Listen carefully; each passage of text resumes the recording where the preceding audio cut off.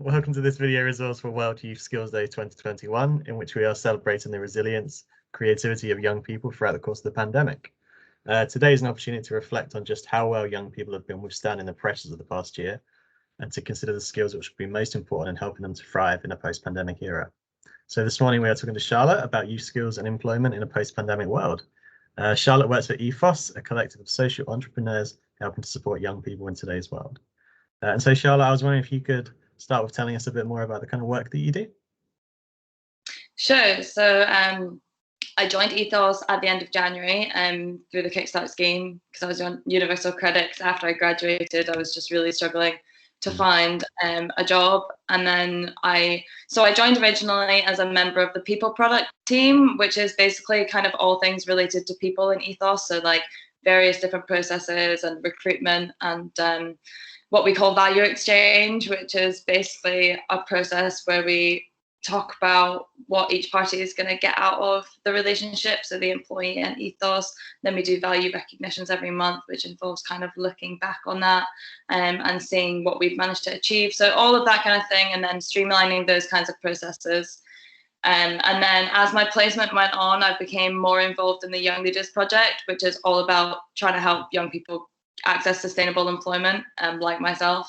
So now I've taken on a project management role for young leaders, and then on top of that, also doing a lot of business development. So kind of reaching out to different organizations who have social impact as a goal in one way or another, and just seeing if they're interested in partnering with us and working with young people, basically. That's fantastic. Such great work.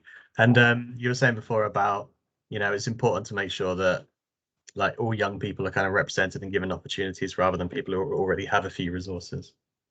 Yeah, definitely. So I mean, I came from a background where, although I ended up on universal credit, if it hadn't have been for the pandemic, I'm probably not somebody who would have been anywhere near it. And that's purely because, I've got good grades from school, I've got a degree from a good uni, I've got internships under my belt and all that stuff that's supposed to, help you get a job.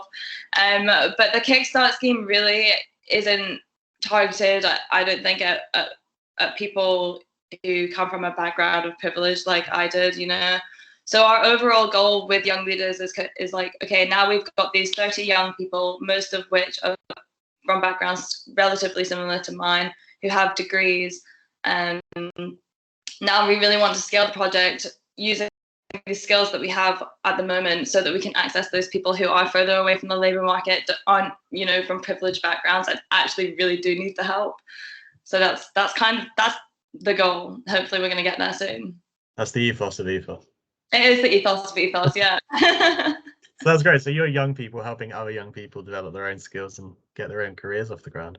Yeah, exactly. And it's been so rewarding. And like the way that we work as well is it's a completely peer-to-peer organization. So we don't have any hierarchy. And, when it comes to kind of working on projects together, the person who might take the lead will just be whoever has the most either experience, knowledge, or just like interest and passion about that particular like task, And it's allowed for so much collaboration and conversation between people from all different backgrounds, experiences, and like age groups. And yeah, it's just fab because you get so many more different viewpoints rather than what you do if it's all just top down. Yeah, definitely. And I mean, that's a skill in itself, isn't it? Like being able to talk differently to different levels and having the confidence to feel like, I know more about this than you maybe, and I can lead on this. Definitely, yeah. And I think Ethos has really fostered that kind of environment where it's like everybody's opinion is valid and valuable. It doesn't matter if you're, decades into your career and have lots of experience under your belt. Everybody's always going to bring something new. So we need to listen to everyone. It's brilliant. And in terms of like wider skills that you think will most be important for young people across the pandemic, what kind of skills do you think they are? So I think skills for young people post-pandemic, I was thinking about this, and it is kind of a tricky question because for a young person, obviously, starting our careers now, we don't have that much to compare it to.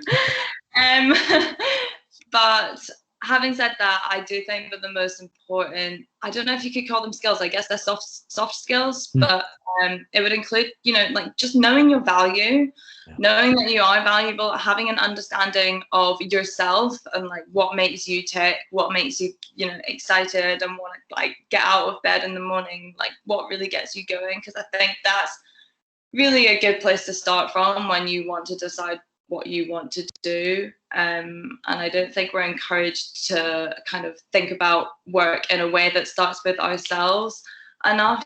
And I think that we would be working better if we did that more. And that goes for before and after the pandemic. But yeah, I think that is the most important thing for young people to think about, is just like knowing your worth, knowing that you're valuable, and not feeling like an imposter in the workplace, because you're not. Absolutely. And there's almost like this recognition, this this kind of idea at the start of your career that you should be looking about how you can be most useful to other people. And often it's the case that you find where you want to go by deciding what you find most useful and what you find most interesting. And like we said before, it's okay to make mistakes and have different terrible jobs, because that can help you develop in other ways. Yeah, definitely. Like I think figuring out what exactly you want to do, like it's a process, and there's all this like pressure on young people through school and like afterwards, whatever, to figure out what you want to do and like know what you want to do. And like nobody just knows what they want to do. It's so unrealistic, and I've said this to you before, but I am a strong believer in figure out what you don't want to do, and that will help you figure out what you do want to do. Like you're never going to know straight away, and that's okay. Just like go for it, and do something, and you'll figure it out for yourself, but don't worry. Yeah, no one has a linear path through life like that. Yeah, exactly. That's brilliant. And what would your kind of message be to policymakers and decision makers in government about how they better support young people and entrepreneurship? Yeah, it's a big question. I mean, I feel like there are a lot of constraints in the market that make it hard for young people to access work that is positive, in the sense that it's good for them. Yeah. And I think that we need to scale pilots like the Young Leaders program, which allows people to figure out what they want to do while also accessing basic income. And then and then starting from that place and then developing economic pathways later. I think if we're going to scale pilots like this, we need to do it, but, try and do it while avoiding bureaucratic schemes. And, I think where we are actually creating work first with a basic income package, then we can create the finances later. I just think that we need to help young people do what we've done with Young Leaders, create this basic income, allow them to explore their different options, allow them to figure out what it is they want, and then focus on the finances, because it will happen. And that's how it's worked for us in Young Leaders. Like I've come in getting minimum wage from DWP, so basic income, and then I've basically being given the opportunity to figure out, one, what it is that I want to do, two, where within that I might be able to create a pathway to economic value, three, kind of balance all of that with not just focusing on things that are going to have finances attached to them, but also making sure that I'm still doing something that I'm interested in and motivated by. And then heading in that direction. So now I've been able to, I've been offered a full-time job because the economic pathway is there, and I've had the security from, Kickstart to enable me to do that. And I just think that process has just like been amazing.